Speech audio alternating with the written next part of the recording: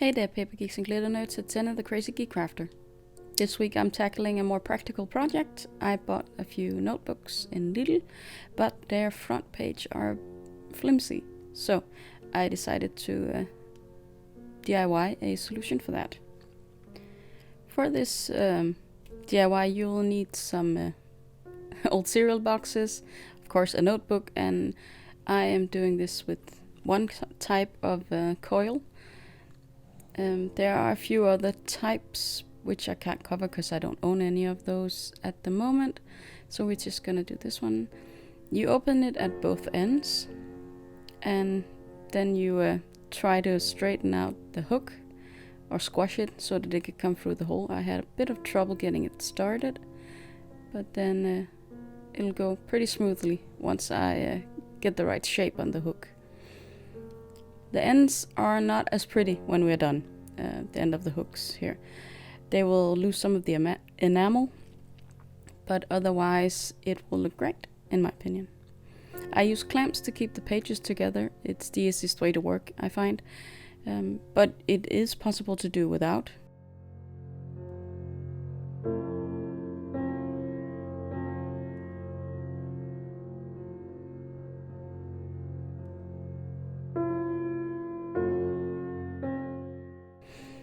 I loosened the clips a tiny bit so that I can pull out the front page and use it for measuring out how much of this was not quite cardstock. Some people call it chipboard, but I wouldn't actually call it that. It's not, in my opinion, thick enough, but cereal boxes. So I measure out 3 of these for my front, and then I'm going to glue them together, cover them in paper, and punch the holes. I'll pitch back in if there are any details I think I need to clarify, but mostly it's just getting started. It's not actually too hard to do.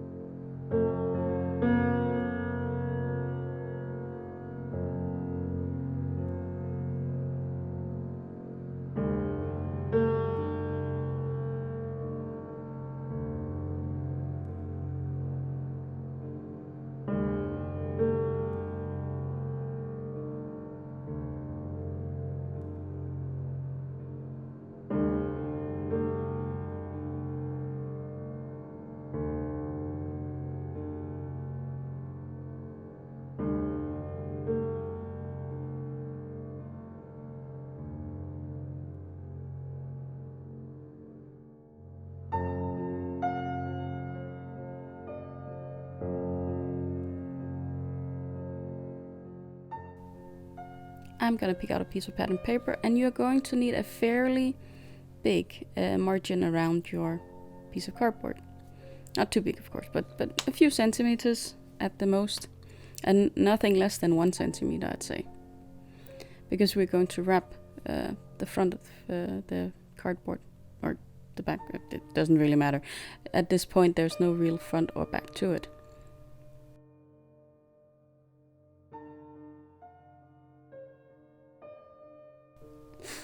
Then I'm going to cut a piece off the corner, like this, and glue it back on to cover any potential exposure of the material underneath when I fold in the flaps.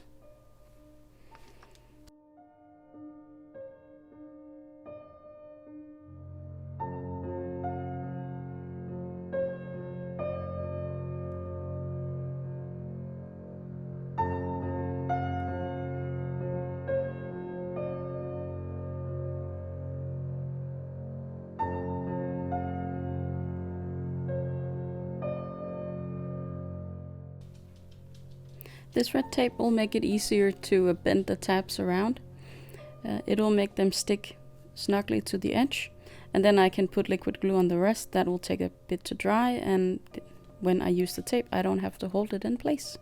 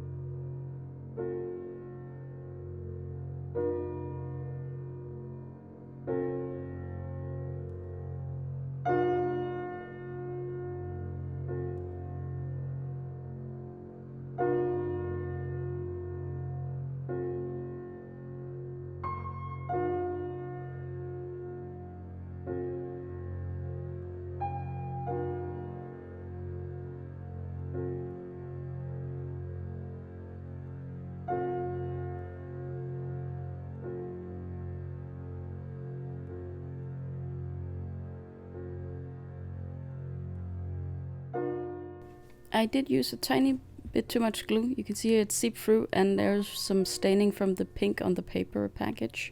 But you can always cover that up, or just don't make the mistake to begin with. I found that the reason why I'm having trouble punching the holes here in the beginning is because, well, the hole punch is full. I've already done one of these, so the entire extent of the hole punch is filled with the cardboard. And when it's full, it makes it harder to pop the holes. So you'll see I will struggle far less in a moment when I empty it.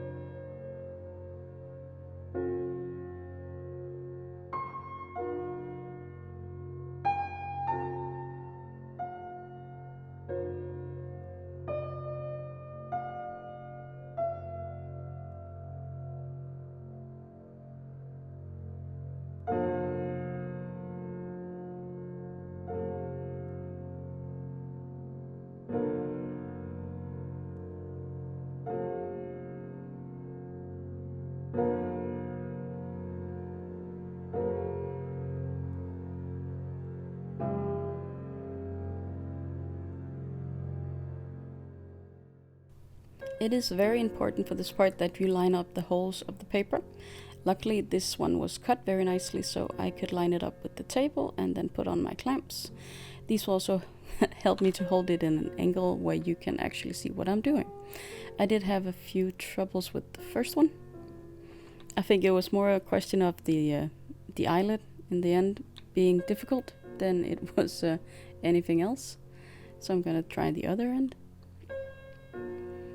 And I'll move into the picture frame there we go, in a moment. But it seems once I get the first one through, it works out better.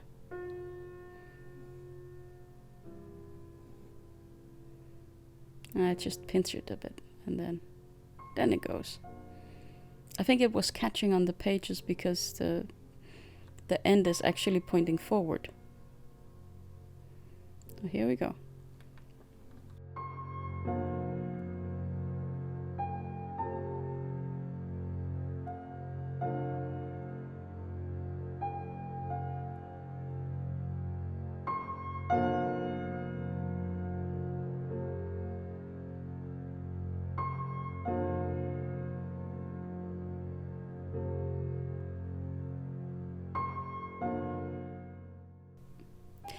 The one end was pretty easy to put back on, but this one struggled a bit. I did think about maybe I should just cut it off and make a new hook to close the spiral, but I managed to get it on in the end. But like you see, the enamel is a bit chipped, but I don't think it's that important for the final project, since this is just for me.